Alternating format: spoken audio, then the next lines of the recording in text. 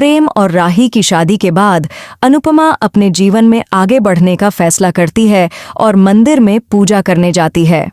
वहां उसकी मुलाकात मंदिर के पंडित जी से होती है, लेकिन जब अनुपमा उन पंडित जी को देखती है तो उसके होश उड़ जाते हैं, क्योंकि वे कोई और नहीं बल्कि बिल्कुल अनुज जैसे दिखते हैं।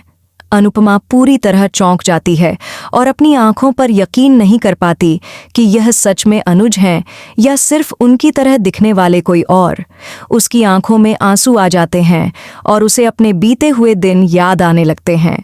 वह सोचने लगती है कि अगर यह अनुज हैं तो इतने सालों तक कहाँ थे, और अगर ये अनुज नहीं हैं तो इन्हें देखकर ऐसा क्यों लग रहा है कि ये वही हैं जिसे उसने अपनी जिंदगी में सबसे ज्यादा प्यार किया था।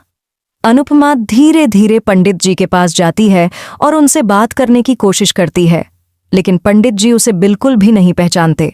यह देखकर अनुपमा और भी ज्यादा परेशान हो जाती है। वह पंडित जी से पूछती है कि क्या उन्हें कुछ याद है, क्या उन्हें अपना नाम या अपनी पुरानी जिंदगी का कोई भी हिस्सा याद है।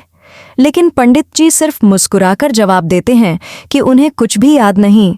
वे तो एक मंदिर के पुजारी हैं और हमेशा से यही काम कर रहे हैं। ये सुनकर अनुपमा पूरी तरह टूट जाती है, लेकिन वह हार मानने को तैयार नहीं होती। जब वह पंडित जी को ध्यान से देखती और उनकी बातें सुनती है तो उसे एहसास होता है कि यह सच में अनुज ही हैं, लेकिन किसी हादसे के कारण उनकी याददाश्त चली गई है। अब अनुपमा ठान लेती है कि वह अनुज की यादें वापस लाने की पूरी कोशिश करेगी, ताकि वे फिर से अपनी पुरानी जिंदगी में लौट सकें और एक हो सकें। लेकिन यह इतना आसान नहीं होने वाला, क्योंकि अनुज अब अपनी एक नई पहचान बना चुके हैं और खुद को एक साधारण पुजारी मानते हैं। वे अपनी पुरानी जिंदगी में वापस नहीं जाना चाहते।